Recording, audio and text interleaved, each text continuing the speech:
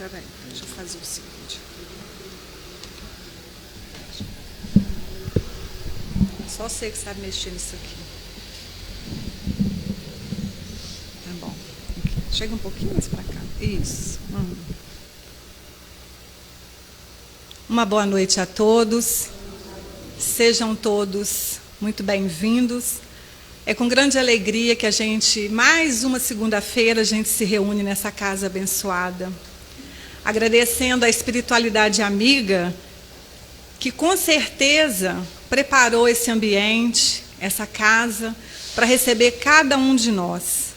Cada um de nós foi recebido de maneira carinhosa, de forma especial, de forma individual. E eles já se encontram, com certeza, no salão, nos inspirando, nos intuindo, nos amparando, preparando o que cada um de nós necessita, enquanto a gente vai fazendo a reflexão da noite. Agradecendo também a bênção da doutrina espírita, que nos dá a oportunidade, numa noite como essa, como todas as outras que nós nos encontramos aqui, de refletir sobre temas que muitas vezes são temas como este, tão delicado. Às vezes temas polêmicos, que muitas vezes a gente não tem o conhecimento adequado. Mas a doutrina espírita, no Livro dos Espíritos, que foi lá codificado, né, a doutrina foi codificada por Kardec lá em 1857, tão antigo, ele já trata de temas que hoje a gente ainda continua discutindo, a gente ainda continua em dúvida.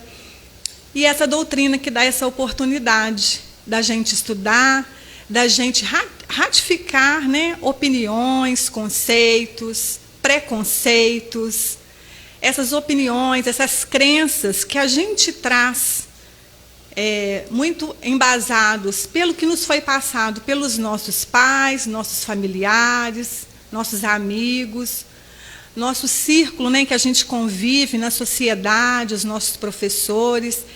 E muitas vezes, por uma preguiça, a gente vai recebendo essas crenças e vai simplesmente acreditando. A gente não tem o costume de questionar, de aprofundar no conhecimento, porque a gente tem preguiça. Então, que a reflexão da noite, ela possa servir como incentivo para que a gente comece a fazer questionamentos, a adquirir as nossas próprias convicções, as nossas próprias opiniões. O tema que a gente vai falar hoje é pena de morte. E hoje, num mundo tão globalizado, onde a velocidade das informações são tão rápidas, é uma coisa que acontece do outro lado do mundo, em segundos nós já temos conhecimentos aqui. Então, isso faz com que milhares de informações sejam despejadas a todo momento nas mídias e que a gente tem acesso. E, infelizmente, nem sempre essas informações elas têm a preocupação de quem coloca, da veracidade, de um cunho, de um conteúdo mais positivo, mas que nos provoque, né, uma reflexão, porque o que conta hoje é o número de likes, é o número do engajamento. Então, muitas vezes, já deve ter acontecido com todos vocês, a gente está passando pelo feed, pela timeline, o que acontece? A gente vê lá assim, aconteceu agora, ator foi e a gente fica naquela curiosidade e a gente vai lá dar um clique para ver o que aconteceu. Uma tragédia. Aí, quando você dá um clique, é um assunto que não tem nada a ver com aquele assunto proposto, com o que foi a chamada. A chamada serve de isca. E isso, às vezes, a gente passa e nem observa. Mas essas iscas nos pegam. Por quê? Porque nós ainda trazemos a curiosidade, a gente ainda gosta do sensacionalismo,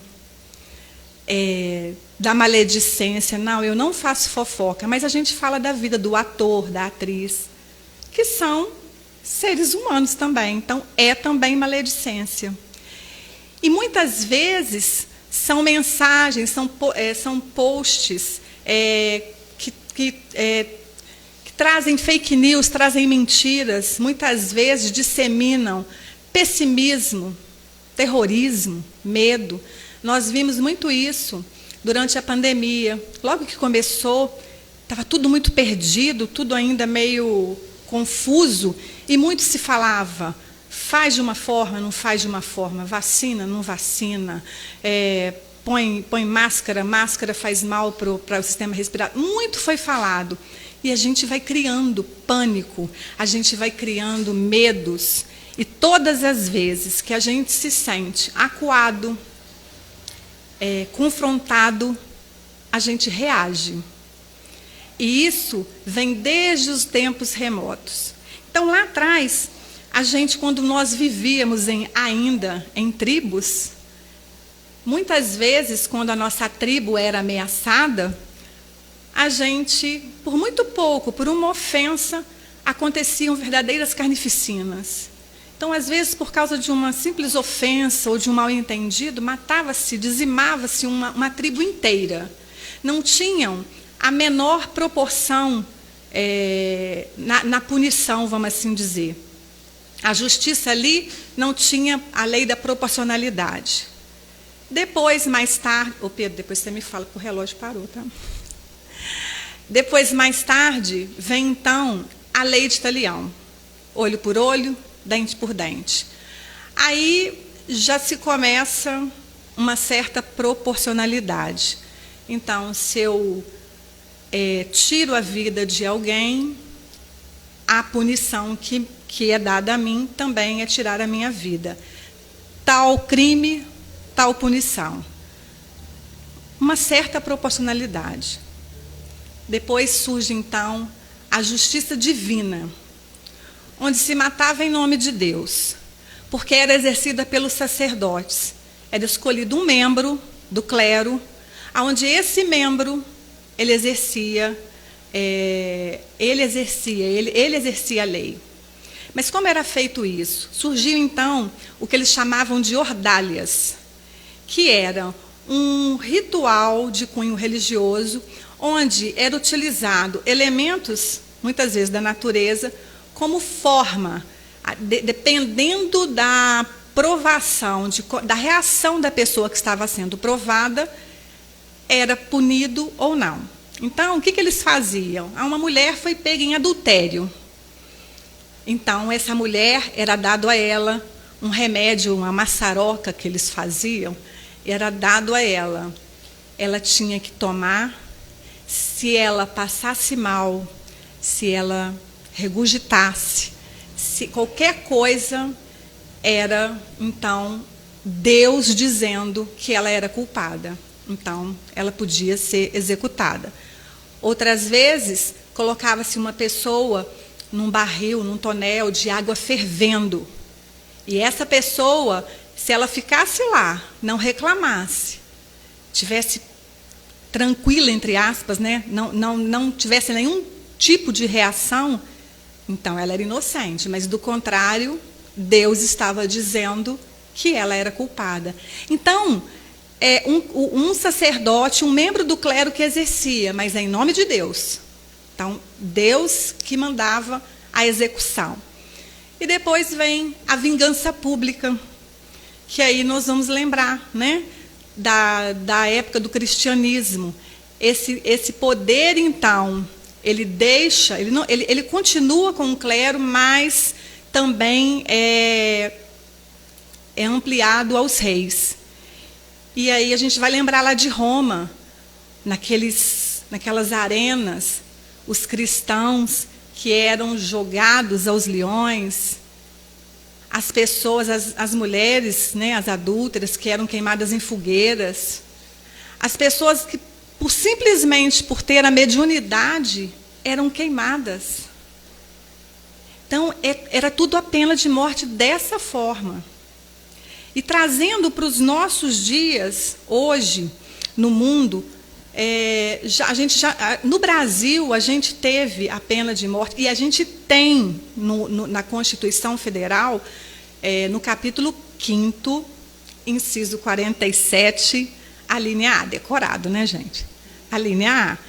Lá tem um artigo que fala sobre a pena de morte no Brasil, que não existe, salvo em crimes militares de guerra. Se houver uma guerra e tiver um crime militar, como uma espionagem, por exemplo, aí pode ocorrer a pena de morte.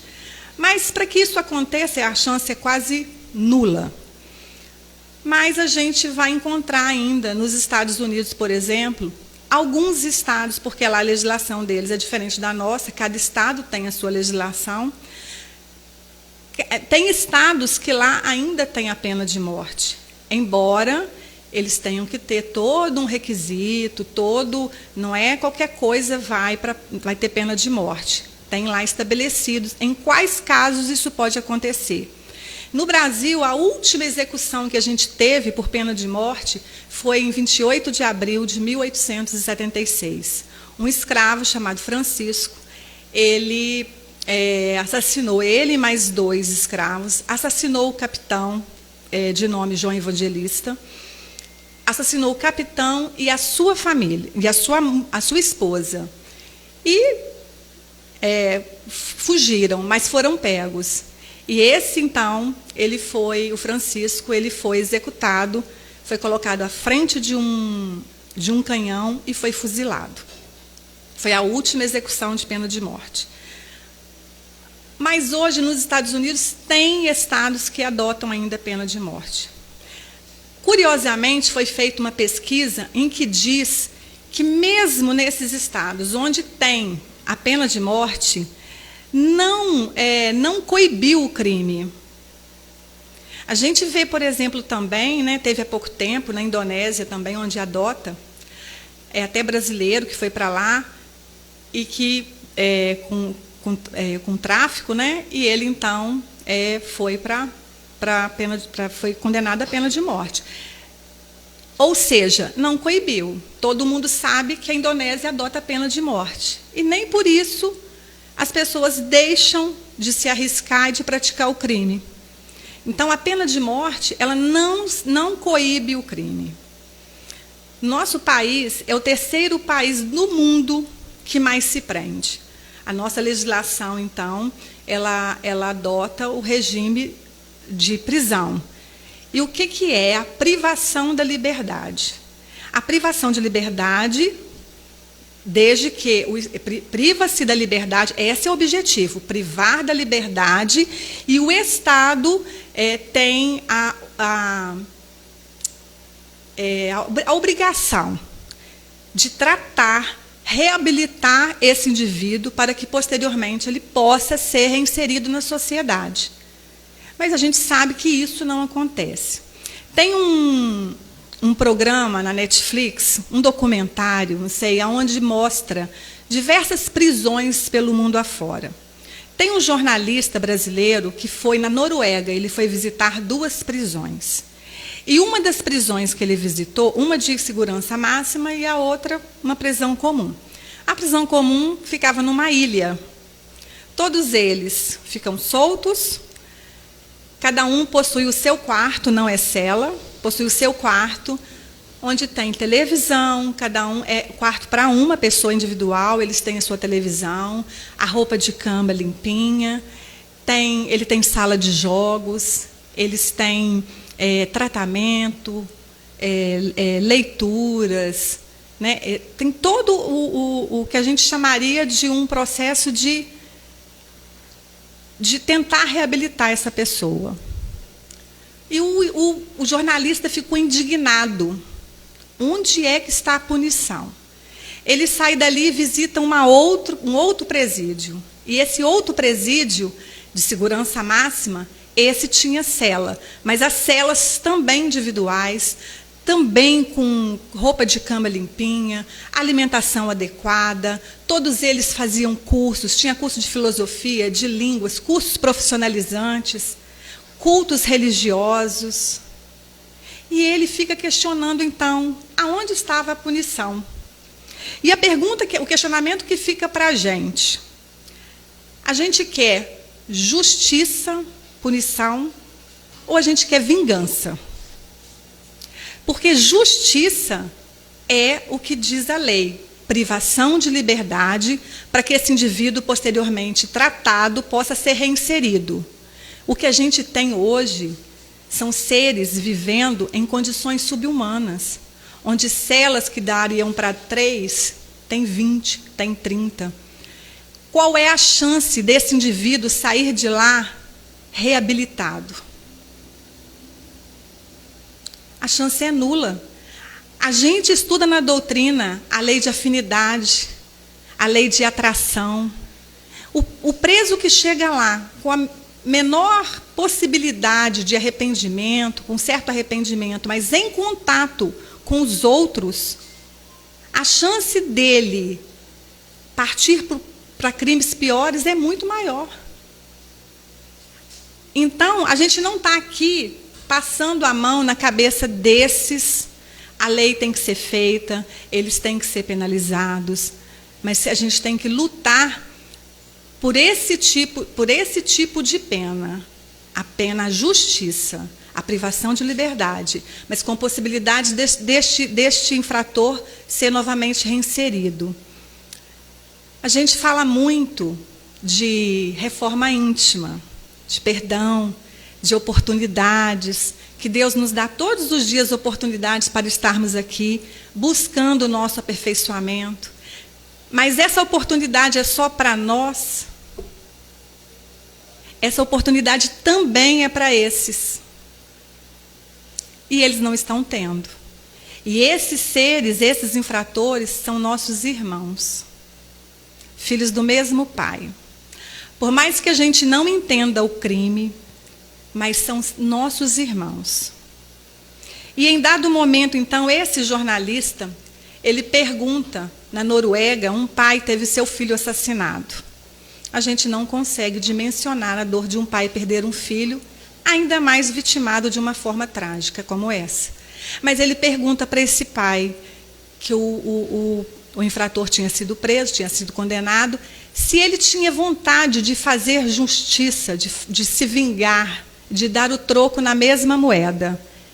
E esse pai responde: eu não desceria ao nível deste cidadão de achar que eu teria o direito de tirar a vida de alguém. E nessa resposta, então, a gente vê quanta sabedoria, quanta maturidade espiritual que esse ser humano teve. Então, é necessário que a gente comece a se questionar. Muitas vezes, quando nós estamos assistindo novelas, filmes, séries, em que tem um vilão que passa o filme inteiro, a novela inteira fazendo maldade, a gente fica esperando a hora desse ser humano pagar. E a gente fica feliz quando ele é assassinado, com requintes de crueldade, porque a justiça foi feita. O filme, a novela, a série, são situações fictícias, né? É uma ficção. São personagens, mas o sentimento que nós alimentamos quando a gente vê o personagem vingado, esse sentimento é real. Ele nos mostra o quanto ainda nós alimentamos esse sentimento de vingança. Então, é necessário que a gente comece a observar essas nossas atitudes. O que nós carregamos, as nossas crenças, os nossos preconceitos. Porque a gente está aqui, a gente está sempre falando de perdão, a gente está sempre falando de reencarnação. Nós estamos sempre indo e vindo, entrando e saindo desse corpo de carne. Ora nós estamos mulheres, ora nós estamos homens, ora nós viemos branco, ora nós viemos preto, ora nós viemos num país, ora viemos em outro. Tudo isso para experienciar diversas situações para o nosso aprendizado, para o nosso crescimento. E esses irmãos que estão lá, que cometeram crimes, que são rebeldes, são esses irmãos. Agora estão passando por isso. Mas em outras épocas fomos nós. Quando nós encarnamos, nós recebemos, que ele fala, o véu do esquecimento. Então nós esquecemos. Quando a gente está lá no plano espiritual, a gente tem acesso, às nossas existências, ao que fomos, onde nós erramos. E quando nós reencarnamos, é dado esse véu do esquecimento para que isso não interfira no nosso livre-arbítrio, para que não nos envergonhe, ou para que não nos cause mais vaidade. Mas se fosse agora permitido que cada um de nós tirasse esse véu do esquecimento, quem de nós, olhando para o nosso passado, não teríamos talvez cometido crimes? Será que não estávamos na crucificação do Cristo, escolhendo Cristo, pedindo que soltassem os Barrabás? Então, quem de nós tem o direito de julgar esses nossos irmãos infratores, que vão sim responder pelos seus crimes, mas que não nos cabe julgar? A gente julga, a gente tira a oportunidade. Cada vez que a gente vê no noticiário que foi incendiado um presídio e os detentos queimaram seus colchões e estão sem colchões, a gente fala assim, que durma no chão. Ora dá uma notícia, o traficante, chefe da facção, foi assassinado. A gente diz, menos um. Mas é bom que a gente reflita, que é menos um encarnado. Mas esses, eles vão se juntar aos seus afins desencarnados. Mais uma possibilidade de obsessões. São invisíveis agora aos nossos olhos. Então, que a gente comece a praticar o exercício do perdão. Muitas vezes é difícil a gente perdoar quem nos causa, quem nos magoa, quem nos trai. É muito difícil. Mas a gente deve exercitar o perdão já com estes irmãos, que indiretamente eles não nos feriram outras pessoas. Que a gente comece a exercitar esse perdão, orando por eles. Eu aprendi isso aqui na casa com uma companheira. Ela pedia para a gente fazer prece por eles. E dizia, peça que durante a noite, que todos nós sabemos que durante a noite nós vamos ter as nossas vivências, o corpo fica lá repousando, mas nós vamos fazer as nossas experiências, que são os sonhos, São vivências. Então, a gente vai aonde a gente sintoniza. A gente pede para que esses irmãos possam, durante o sono, ser orientados pelos seus mentores, pelos seus anjos, para que um dia eles possam despertar. E com certeza, nós acreditamos na imortalidade da alma, nós acreditamos na reencarnação. E agora trazendo, a gente fez aí algum histórico, uma parte teórica mesmo, jurídica, trazendo agora para a doutrina espírita. Se somos espíritas, acreditamos na reencarnação, na imortalidade da alma. Quando morre uma pessoa, quando ela é assassinada, quando ela é exterminada pela pena de morte, seja o que for, quem morre? É o corpo. E as percepções, os crimes cometidos, as sensações, as emoções, são do corpo ou da alma? É do espírito. Então, quando a gente levantar a bandeira defendendo pena de morte, aborto, que a gente também não é só a pena de morte, pena de morte, aborto, a gente lembra que a gente está matando um corpo, mas que o espírito permanece vivo. Ele continua. com todas as percepções, com todas as emoções. Então, enquanto nós estamos aqui em curso, que a gente comece a exercitar a prece por esses nossos irmãos. E a gente fala muito de vibração, de pensamento. Se nós queremos uma sociedade melhor, com menos crimes, comecemos orando. Dentro das nossas possibilidades, quando formos convidados, né, através das leis, da política, a opinar, que a gente faça a nossa parte, para que a coisa mude, né, aqui no plano físico. Mas que a gente comece fazendo a nossa parte por agora.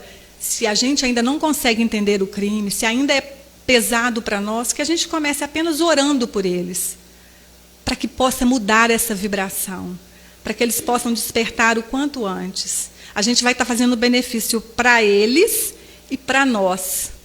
Para nós que nós estamos treinando orar mais, para nós porque nós estamos possibilitando talvez que essas vibrações alcancem, em algum momento eles despertem, e é menos um na criminalidade, uma série de benefícios.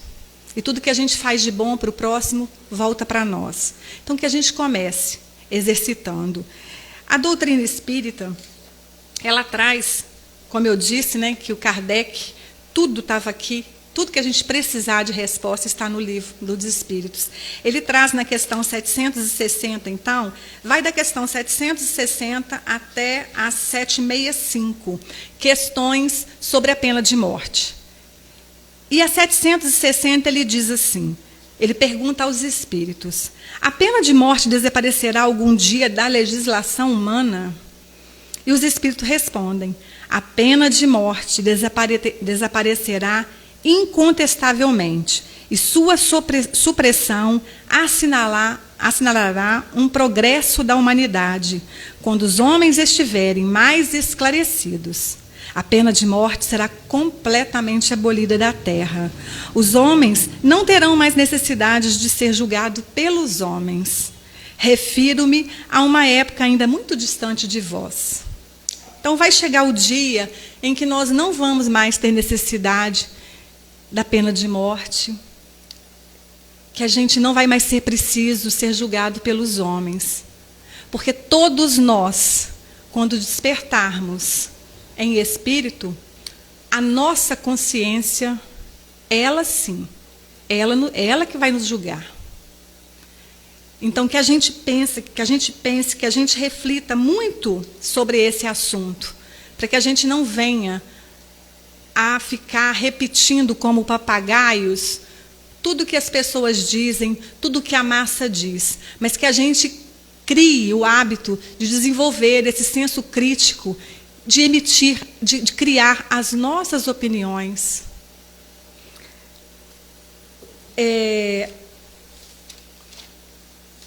Deixa eu achar aqui, peraí.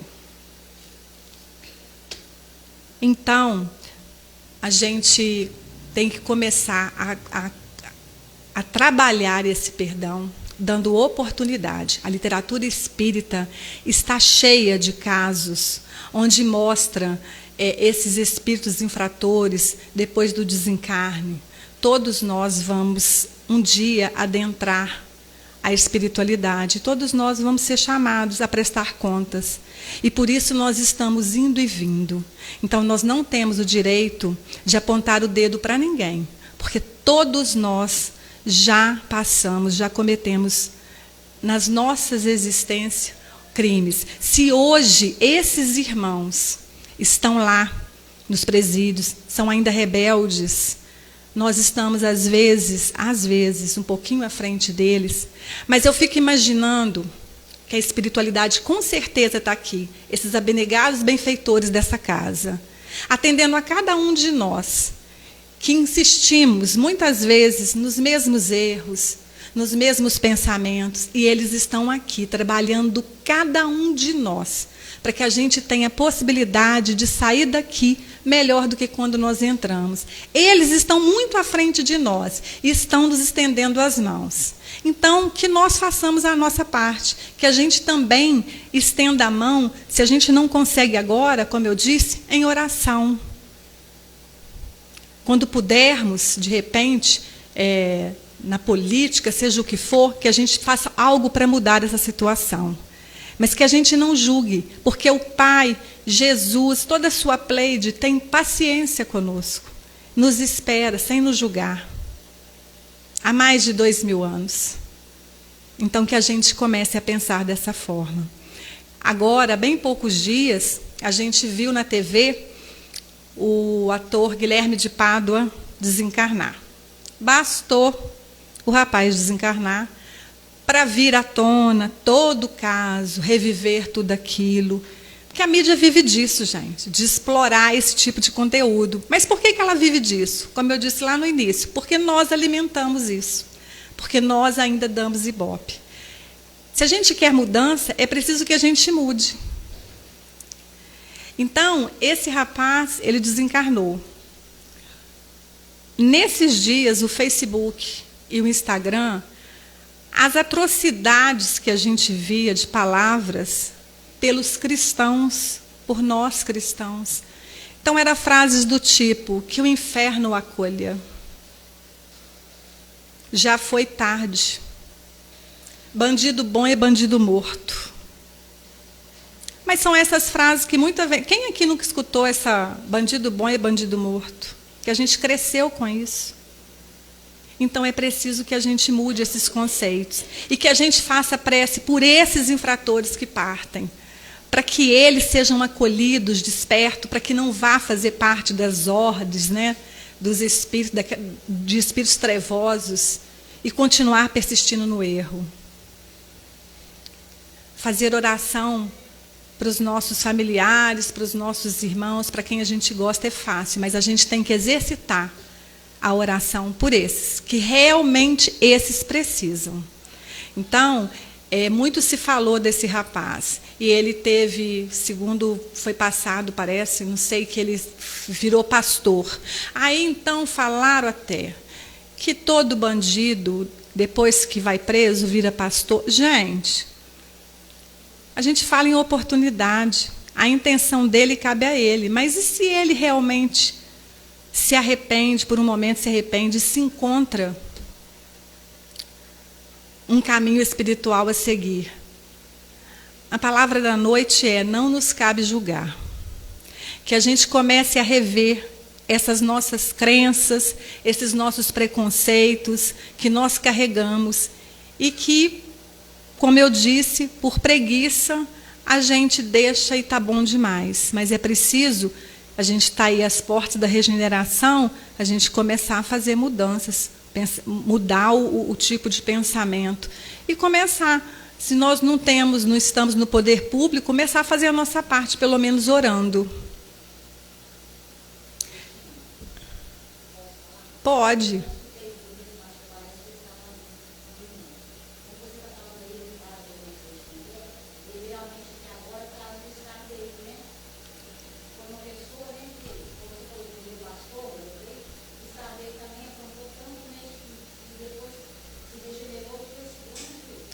Exatamente, porque nós falamos em oportunidade, todos os dias nós falamos nessa reforma íntima, nessa oportunidade, mas ela se estende a todos os espíritos. Nós somos espíritos, somos todos filhos do mesmo Pai. Ele não privilegia ninguém, todos temos oportunidade. Hoje estamos aqui, mas ontem, quem éramos nós? O que nós fizemos? Então, cabe a nós hoje, que já estamos um passinho à frente, talvez, estender a mão para aqueles que ainda necessitam despertar e que a gente comece pela prece.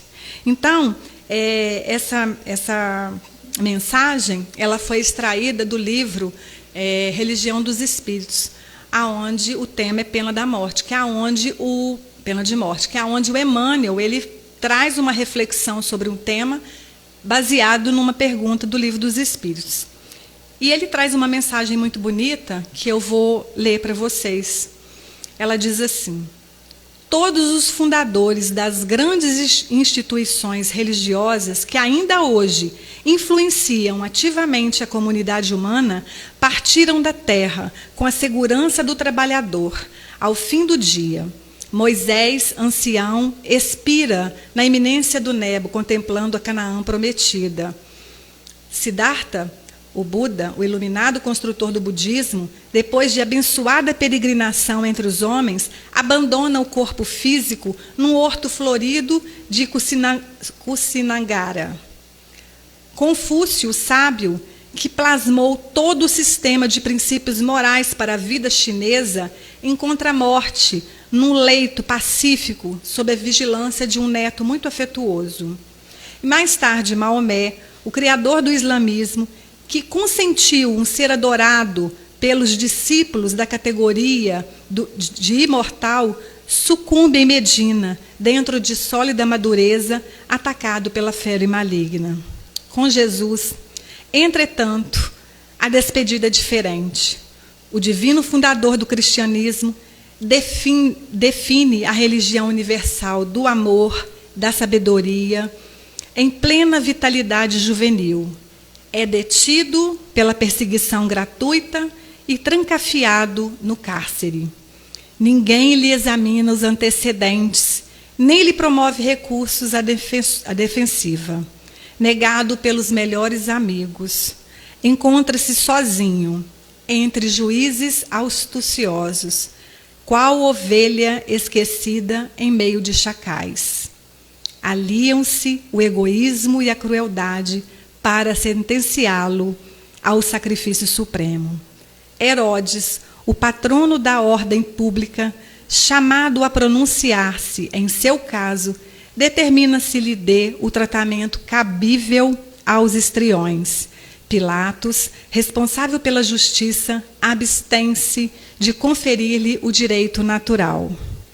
E entregue à multidão, amotinada na cegueira de espírito, é preferido a Barrabás, o malfeitor, para sofrer a condenação insólita. E aqui, então, essa multidão amotinada pela cegueira é o que a gente está falando aqui hoje, que nós não podemos continuar nessa multidão cega, aceitando e seguindo as mesmas opiniões da massa. De certo, para induzir-nos à compaixão, aceitou Jesus padecer em silêncio os erros da justiça terrestre, alinhando-se na cruz, entre os injuriados e as vítimas, sem razão de todos os tempos da humanidade. Cristão de todas as interpretações do Evangelho e de todos os quadrantes do mundo, atentos à exemplificação do eterno benfeitor, apartai o criminoso do crime. Como aprendeste a separar o enfermo da enfermidade? A gente tem que punir o crime. Educai o irmão transviado, quanto curais o companheiro doente. Desterrai, em definitivo, a espada e o cutelo, o garrote e a forca, a guilhotina e o fuzil, a cadeira elétrica e a câmara de gás, nos quadros de vossa penologia, e oremos todos juntos, suplicando a Deus que nos inspire paciência e misericórdia, uns para com os outros, porque ainda hoje, em todos os nossos julgamentos, será possível ouvir, no ádito da nossa consciência, o aviso celestial de nosso divino mestre, condenado à morte sem culpa.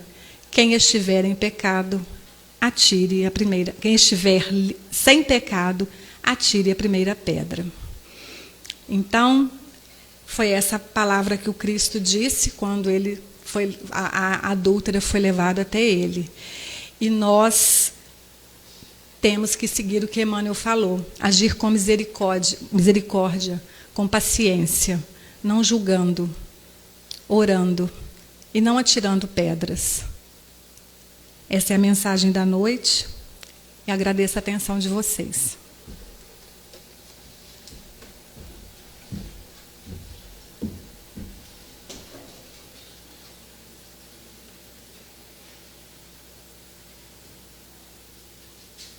Quero mensagem, Chico.